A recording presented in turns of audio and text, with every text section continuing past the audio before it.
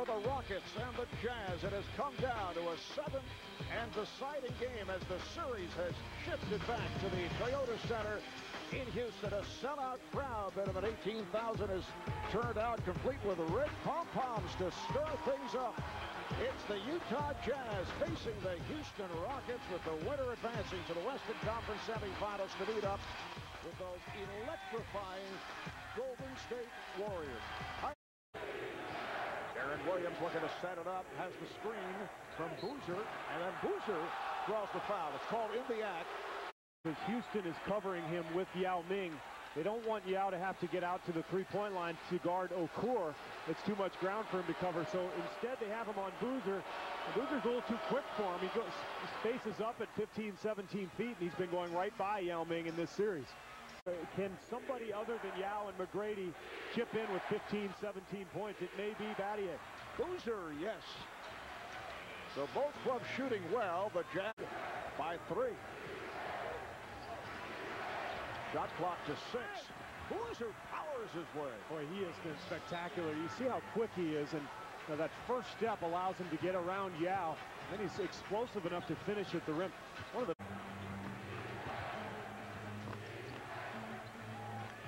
He's able to stay with Williams, has to kick it back. There's a rainbow by Boozer. Boy, beautiful penetration and pass from Darren Williams. Rockets and Jazz. The winner advances to face the Warriors. Yao was stripped by Boozer. Fisher able to get to it. Crowd looking for a foul on that last play. Here's Boozer. Went to the left hand, and he is fouled. The Pistons walloping the Bulls 95 to 69. 5:20 left in the first half. Here's Boozer going right at Yao Ming and draws the foul. I think Sloan was a little upset with Kirilenko's defense on McGrady. Remember, he got Jeff Van Gundy going smaller. He takes Yao Ming out, and the Jazz take advantage as Boozer lays it home. Well, he's got his hands full against this Utah D. And this crowd on its feet, urging on the Rockets in the midst of a 10-3 run until that field goal by Carlos Boozer. Houston with a 13-2 run, and they have turned things here in the second quarter. Fisher with a rainbow 3. Rebounded by Boozer, takes to the rim. That was impressive. That was impressive. He and Jermaine O'Neal, I think, are the two best left-hand finishers among right-handed big men in the entire league. Just under 40 seconds remaining in this first half. Nice pass from Williams, and it's Boozer again.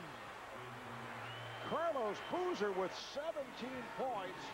Utah back up by 10. And one looked like it was a very close game, and you exploded on a dunking barrage. What got into you?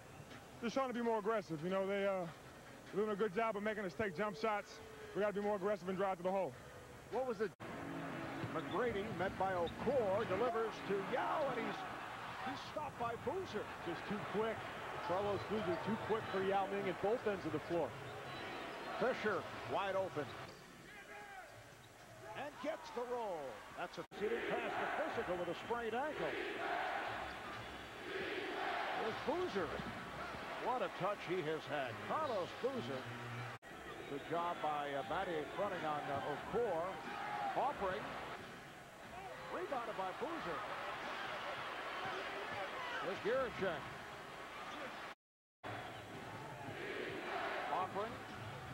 Offering able to get down low, and over 5 left in the third quarter. Boozer over Yao. Not much you can do about that, and especially if you're Yao Ming, because Offering, nice pass, Boozer, and a blocking foul. Well, for ball broadband channel that's on all the time, only in it. Ming comes back in with 4 fouls. Houston has to have at least one of them on the floor at all times.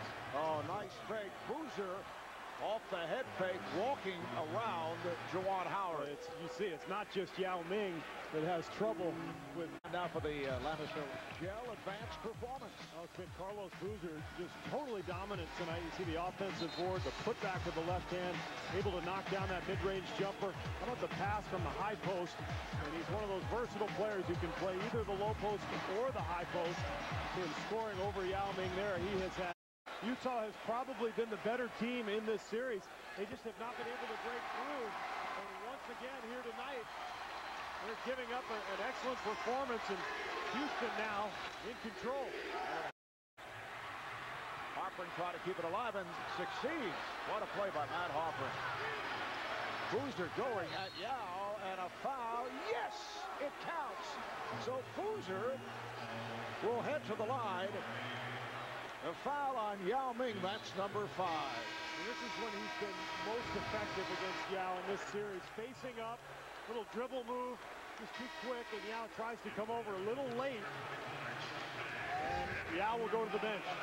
Looking for his 28th point. Lost his footing, back comes Williams. Boozer, oh, what a power move. What right at Battier. 88-85, Houston. And I think he's got to attack. He knows they're in the penalty. He's got to get to the free throw line. Boozer, it counts, and the foul. Carlos Boozer once again taking it to the rim.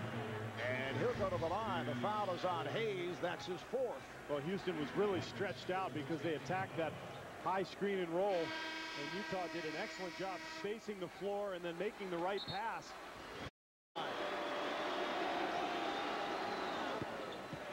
This could be one of the highest arcing free throws in the league. Four for 3. Boozer gets a hand on it and back tap. That was a man's rebound right there. So they have the new 24. Okor from the other side for 3. Mehmet Okor with another clutch three-pointer. He wanted it. Both over the limit. Shot clock to 5. Okor. Again a three-point attempt. And again, the Jazz are on it. The ball slapped away from Boozer. And a foul is called. This is the Utah Jazz in a nutshell. Okor constantly stretching the floor. That brings big people out, and that means rebounding lanes. That's why the Jazz led the NBA in rebound margin. They're a terrific rebounding club. And with Boozer with that speed advantage over Yao, it's easy for him to chase down those long ones. 19.9 to play in the 4th.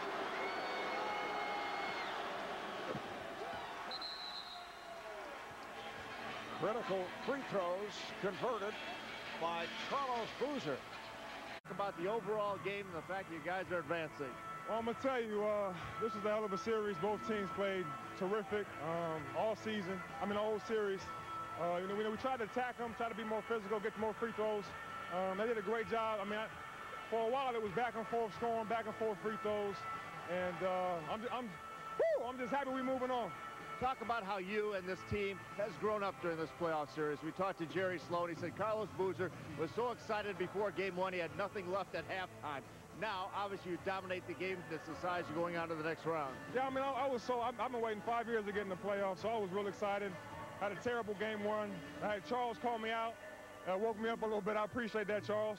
And I'm going to tell you, this team was real resilient. We did grow up a lot. We're down 0-2. To come back and win the first 2 at home, tied up, shows about our character. We never stopped fighting. We did a hell of a job, and what a game. We talked about. That sounds familiar, at least until tonight.